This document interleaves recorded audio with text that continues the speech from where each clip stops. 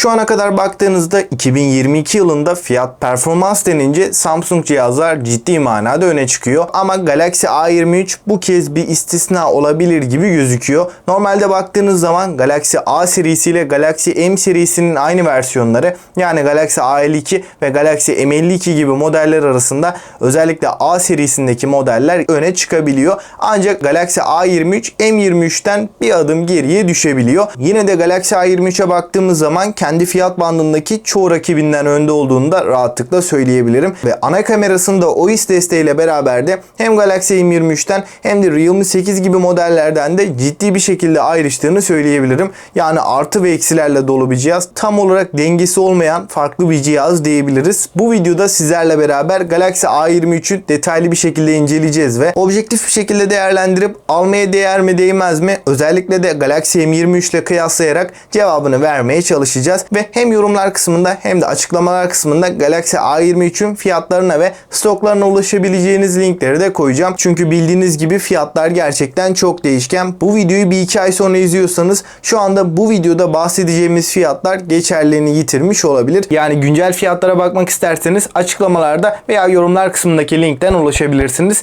Bana destek vermek için videomuzu beğenmeyi ve abone olup bildirimleri de açmayı unutmayın. İlk olarak kutu içeriğine baktığımız zaman telefonumuzun kendisi, ardından Type-C şarj kablosu ve 15 wattlık adaptörün çıktığını görebiliyoruz. Bu da gerçekten önemli bir avantaj. Çünkü Samsung son zamanlarda telefonlarının kutu içeriğinden adaptörleri çıkarmaya başladı. Ancak Galaxy A23'te adaptör halen çıkıyor. Telefonumuzun kutu içeriğine de baktığımıza göre isterseniz hemen Galaxy A23'ün incelemesine tasarımla başlayalım. Galaxy A23'ün ön kısmına baktığımızda damla çentik tasarımlı biraz kalın çerçeveli bir ekran tasarımı bizleri karşılarken, arka kısma geldiğimizde kamera modülü ve genel tasarımını gayet beğendiğimi söyleyebilirim. 8.4 mm'lik kalınlık ve 195 gramlık ağırlıkla önümüze çıkan A23 tamamıyla plastik bir yapıya sahip. Elde tutuş hissiyatı olarak çok kaliteli olduğunu söyleyemem ama kötü de değil, yani fiyatına göre ortalama seviyede. A23'ün alt tarafına baktığımızda hoparlör, Type-C şarj girişi, 3.5 mm kulaklık jackını görürken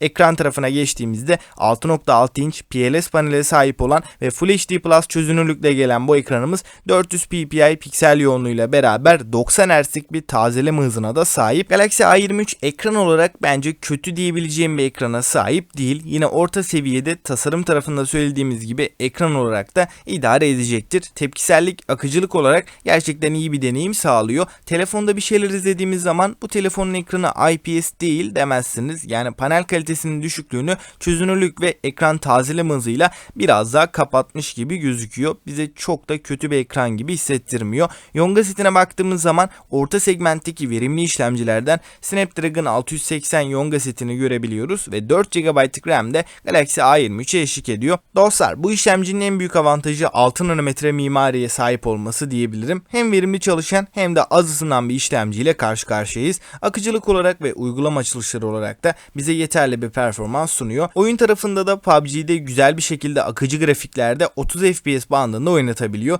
Isınmaya bağlı bir performans düşüklüğü de hiçbir şekilde olmuyor. Bu işlemci genel olarak günlük kullanım için yapılmış, ancak yine de oyun oynamak isteyenler için yüksek kare hızı beklentisi olmadan, kasma donma sorunu olmadan da oynatabiliyor. Yani bu telefonu aldığınız zaman oyun kısmında performans olarak çok üst düzey beklentileriniz olmasın. Genel kullanım için de vermiş olduğu deneyim bence yeterli. Bunların dışında 90 Hz'lik ekranında performansı olan etkisinin olduğunu söyleyebilirim. Genel kullanımda bize olumlu olarak yansırken, oyun tarafına baktığımız zaman da tepkisellik açısından 90 Hz'lik ekran bize önemli bir avantaj sağlıyor. Kamera tarafına geçtiğimizde ana kameramızda 50 megapiksel f1.8 diyaframlı OIS'i destekleyen bir ana kamerayı görürken 5 megapiksel f2.2 ultra geniş açı ve makro derinlik algılama kameralarımız da bulunuyor. Fotoğraf çekim kalitesi iyi düzeyde. Gece performansı olarak çok bir şey beklemeyin ama yine de segmentine göre gece performansında da başarılı bulduğumu söyleyeyim. Onun dışında çoğu senaryoda başarılı fotoğraflar ortaya çıkartıyor. Video konusunda Full HD 30 FPS desteğimiz var. OIS ile beraber fiyatına göre tatmin edici, titreşimleri minimum seviyeye indiren videolar çekebiliyoruz. Ön tarafta 8 megapiksel f2.2 Full HD 30 FPS videolar çekebilen bir kameramız da bulunuyor. Genel kamera deneyimi olarak fiyatın oranla ben Galaxy A23'ü gayet beğendim. M23'e göre A23 daha gerçekçi renkler verebiliyor. Özellikle fotoğraf konusunda çok büyük farkları olmasa da bence gerçeğe yakın renkler verebilmesi ile A23'ün daha iyi olduğunu söyleyebilirim. Batarya tarafına baktığımızda Galaxy A23'te 5000 mAh batarya ve 25 Watt'lık hızlı şarj desteği varken 15 Watt'lık adaptörün kutu içeriğinden çıktığını söyleyeyim. Batarya performansı açısından segmentinin en iyisi diyebilirim. 9 saatlere varan ekran süreleri alabilirken oyun odaklı kullanımlarda 5-6 saat civarına düşebiliyor. Yani çoğu kullanıcının bir gününü hatta 2 gününe varan da bir performansı rahatlıkla verebilecek düzeyde. Yazılım olarak Galaxy A23 Android 12 ve One UI 4.0 arayüzüyle gelirken arayüz deneyimi gayet akıcı ve sorunsuz.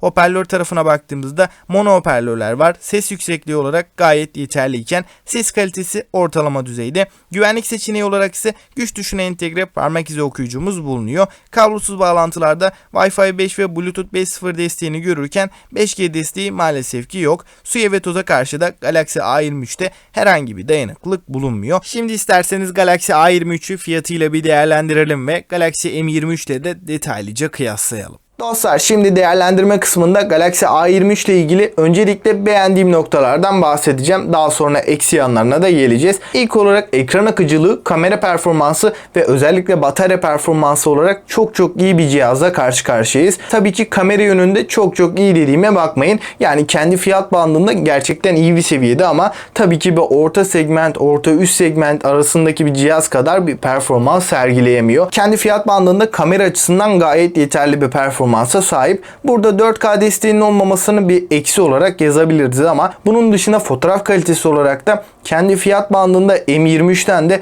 Realme 8'den de ben biraz daha başarılı olduğunu düşünüyorum. Full HD 30 FPS'te OIS optik sabitleyici ile beraber çekimler yapabilmemiz bu cihazın önemli avantajlarından. Bunun dışında en önemli noktalardan biri de batarya performansı diyebilirim. Batarya açısından kendi fiyat bandındaki en başarılı cihaz olduğunu söylemem de bence pek yanlış olmaz. Burada 6 nanometre mimarili Snapdragon 680 tamamen verimlilik odaklı yapılmış bir işlemci ve bu işlemciyle bu batarya birleştiği anda One UI arayüzünün kararlı ve arka planda verileri iyi yönetebilmesiyle birlikte de bu telefonun vermiş olduğu batarya performansı 2 güne kadar da çıkabiliyor. Galaxy A23 gerçekten batarya yönünde bizi hiçbir şekilde üzmeyecek bir cihaz. Ekran açısından baktığımızda kalite olarak çok iyi bir kaliteye sahip olduğunu söyleyemem. Hatta ortalamanın da biraz daha altında. Ama IPS değil PLS bir panelin olması bu telefonun ekranının çok kötü olduğu anlamına da gelmiyor. Yani panel kalitesindeki bu düşüklüğü çözünürlükle bence kapatmışlar gibi gözüküyor. Full HD Plus çözünürlük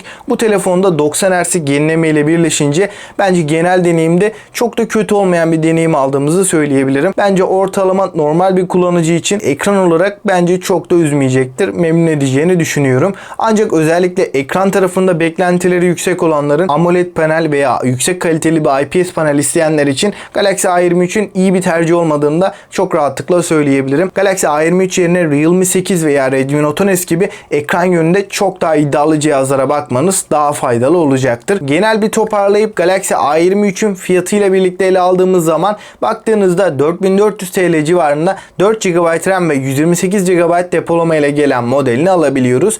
Bu fiyatıyla değerlendirdiğim zaman Galaxy A23 batarya tarafında rakipsiz bir cihazken performans ve ekran kalitesi yönünde gerçekten geriye düşen bir cihaz. Galaxy A23 ile M23'ü kıyasladığımız zaman kamera tarafında benzer cihazlara ancak özellikle video konusunda hatta fotoğraf tarafında aydınlık ortamlarda da Galaxy A23'ün bir adım daha öne geçtiğini düşünüyorum.